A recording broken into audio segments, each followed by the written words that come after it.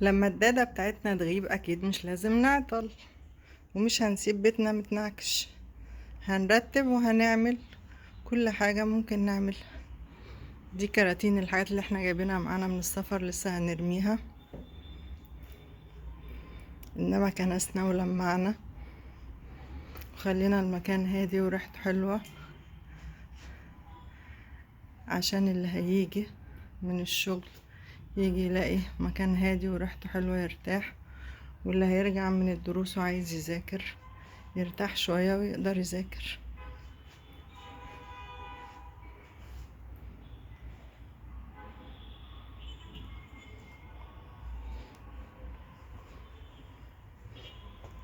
دي طبلية ابويا، ما بفرطش فيها ومعتزة فيها جدا. في رمضان بخليها شكل تاني، اكيد بنفتكر كل الناس حبايبنا اللي راحوا مش بننساهم.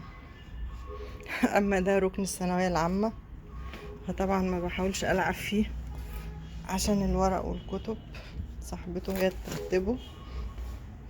ده طبعا العصير لازم ميكي جيب، وميكي وسمير، عشان دماغنا برضو ترتاح شوية، ما يبقاش كله ضغط ضغط. طبعا كلكم عارفين ضغط الثانوية العامة.